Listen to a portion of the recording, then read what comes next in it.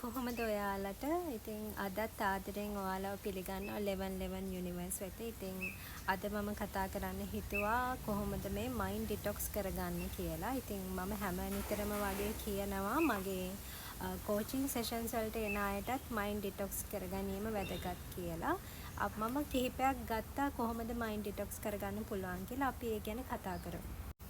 Screen time අඩු කර ගැනීම. ඉතින් මොනවද මේ ස්ක්‍රීන් කියන්නේ? ඉතින් ස්ක්‍රීන් කියන්නේ කෙනෙක් ටීවී එකට ඇබ්බැහි වෙලා ඉන්න පුළුවන්, ෆෝන් එකට ඇබ්බැහි වෙලා ඉන්න පුළුවන්. ඉතින් ගේම් ගහන්න, එතකොට ඩ්‍රාමා බලන්න, ෆිල්ම්ස් බලන්න වගේ දේවල් වලට කෙනෙක් ඇබ්බැහි වෙලා ඉන්න පුළුවන්.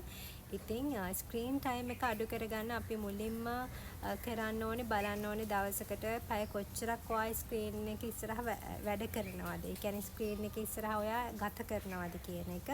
ඉතින් ඒක බලලා ඔයාට පුළුවන් දැන් මුලින් පැය දෙකක් ඔයා ස්ක්‍රීන් එකේ ඉන්නවා නම් ඔයා බලන්න පුළුවන් ඔයාට ඒක පැය භාගයක් අඩු කරලා. ඉතින් මේ වගේ ඔයාට ක්‍රමානුකූලව ඔයාට අවශ්‍ය ප්‍රමාණය කියන්නේ ස්ක්‍රීන් ටයිම් එක අඩු වෙන තරමට ඇත්තටම ඒක තමන්ගේ මයින්ඩ් එකට හොඳයි.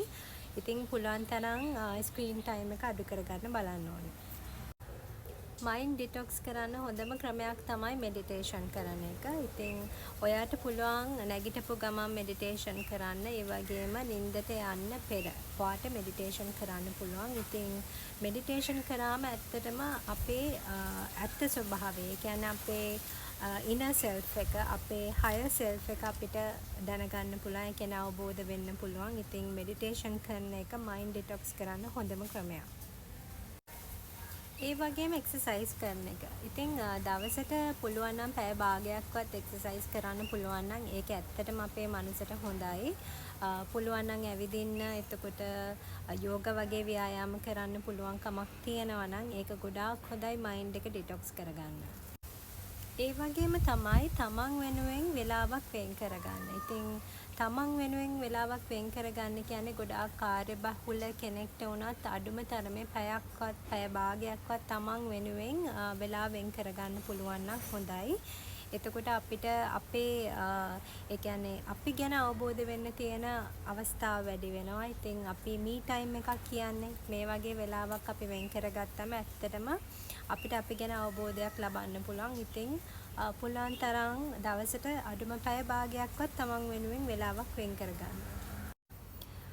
තමන් ගොඩක් වෙලාවට ඉන්න පරිසරය ගොඩක් පිරිසිදුව පිළිවෙලට තියාගන්න. ඒකත් මයින්ඩ් ඩිටොක්ස් කරගන්න හොඳ ක්‍රමයක්. මොකද තමන්ගේ ඉන්න පරිසරය අවුල් වෙලා තියෙනකොට තමන්ගේ මනස හැමතිස්සෙම අවුල් තත්වයකට එනවා. ඉතින් අපිට පුළුවන් අපේ ස්පේස් එක ක්ලීන්ව තියාගන්න. ඉතින් ඒකත් හොඳ ක්‍රමයක්. කෙනෙක්ට පුළුවන් නම් දවසකට පොඩි වෙලාවක් හරි සබහාදහමත් එක්ක ඉන්න. ඉතින් ඒ කෙනාට මනස ගැන හොඳ අවබෝධයක් ලබන්න පුළුවන්. තමන්ගේ thoughts ගැන අවබෝධයක් ලබන්න පුළුවන්. ඉතින් පොඩි වෙලාවක් සබහාදහමත් එක්කත් ගත කරන්න කාලය වෙන් කරගන්න. ගොඩාක් අය පුරුදු වෙලා තියෙනවා දවසෙම සින්දු අහන්න. ඉතින් එතකොට සමහර අය පුරුදු වෙලා තියෙනවා දවසෙම කතා කර කර ඉන්න. එක්කෝ කෝල් එකක් අරගෙන කතා කර කර ඉන්නවා. එහෙම නැත්නම් ගෙදර ඉන්න අයත් එක්ක නිතරම කතා කර කර ඉන්නවා. ඉතින් මෙහෙම කෙනෙක්ට ඇත්තටම එයාගේ මනස හරිම කලබලකාරී වෙනවා. ඉතින් මේ කලබලකාරී බවෙන් මිදෙන්න නම් එයාට කතා කරන එක අඩු කරලා, ඒ කියන්නේ සින්දු වගේ දේවල් ලෝ ভাইබ්‍රේෂන් වල තියෙන සින්දු වගේ දේවල් අහන එක නතර කරලා එයාට පුළුවන් පොඩි වෙලාවක් ගන්න කිසිම සද්දයක් නැතුව කාලය ගත කරන්න. ඉතින් මේකත් හොඳ ක්‍රමයක් ඔයාගේ මයින්ඩ් එක ඔයාට අඳුරගන්න.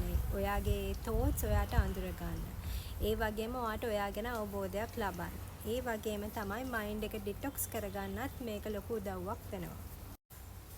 පොඩි පොතක් තියාගන්න දවස තුල ඔයාට එන ඉමෝෂන්ස් ලියන්න. ඒ කියන්නේ ඔයා ගැන අවබෝධයක් ලබන්න නම් ඔයාට දවස තුල එන ඉමෝෂන්ස්, ඒක පොසිටිව් හරි නෙගටිව් හරි ඒ ඉමෝෂන්ස් ලියන්න ඒ පොතේ. ඉතින් එතකොට ඔයාට පුළුවන් ඔයා ගැන අවබෝධයක් ලබන්න. මේ ඉමෝෂන්ස් නෙගටිව් නම් ඔයාට පුළුවන් ඒ ඉමෝෂන්ස් බැහැර කරන්න. එතකොට ඔයාට පුළුවන් ඔයාගේ ඉමෝෂන්ස් ට්‍රැක් කරන්න. ඉතින් මේකත් හොඳ ක්‍රමයක් මයින්ඩ් එක ඩිටොක්ස් කරගන්න. ඇත්තටම මයින්ඩ් ඩිටොක්ස් කරන එකේ වැදගත්කම මොකක්ද?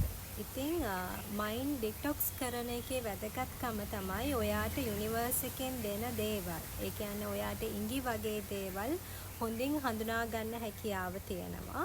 ඒ වගේම තමන්ගේ ඉන්ටුවිෂන් එක ගැන පැහැදිලි දැක්මක් තියෙනවා. ඒ වගේම තමයි එයා කෙනාට පුළුවන් එයාගේ ඉමෝෂන්ස් පාලනය කරගන්න සහ ඒ කෙනා තමන් ගැන ගොඩාක් අවබෝධයෙන් ජීවත් වෙන්නේ.